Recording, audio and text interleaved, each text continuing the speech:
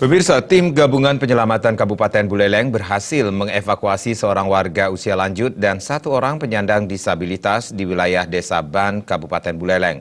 Evakuasi berjalan dramatis mengingat lokasi rumah korban berada di pedalaman yang termasuk zona berbahaya. Proses evakuasi yang dilakukan tim gabungan Dinas Sosial Buleleng, BPBD Buleleng, Basarnas, dan TNI berangkat dari posko pengungsian Desa Les, Kecamatan Tejakula pada pagi hari.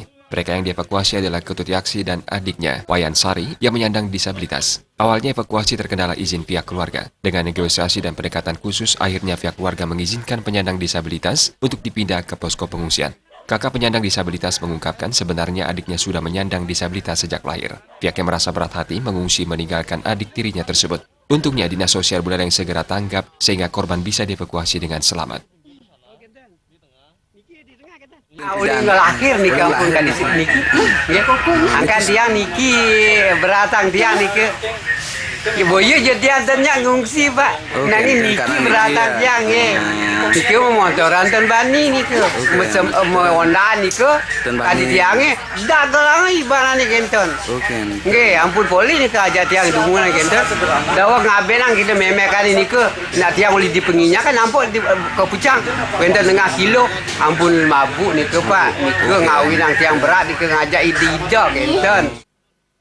Sementara Kepala Dinas Sosial Buleleng, Gede Komang mengungkapkan, evakuasi sejauh ini terkendala jalan yang rusak. Di samping itu rumah korban berada di pedalaman, yakni Banjar Dinas Praya, Desa Ban, Karangasem. Nantinya penyandang disabilitas tersebut untuk sementara akan dititipkan di Panti Vreda Tresna Jaya Mara di wilayah Buleleng.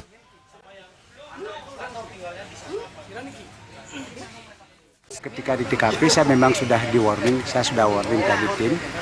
Ketika kita di TKP jangan lebih dari 15 menit karena situasi yang tidak tahu. Nah, jadi kita hanya 15 menit dalam posisi mobil sudah arah balik. Begitu naik kita sudah langsung jalan. Itu kita saya tadi. Nah, sehingga syukur berjalan dengan lancar dan selamat teman-teman sampai di tujuan. Nah, sekarang mereka sedang makan. Tadi saya sudah kasih sedikit bekal sama Pak Mangku untuk bisa nanti dipakai untuk belanja-belanja. Langkah selanjutnya apa Pak? Langkah selanjutnya penanganan memang ada 2 CB.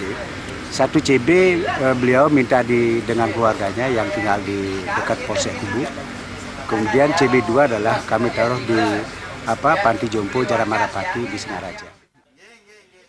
Evakuasi seperti ini akan terus dilakukan, mengingat masih banyak warga orang usia lanjut dan penyandang disabilitas yang masih tinggal di daerah zona merah. Komang Yuda, Bali TV.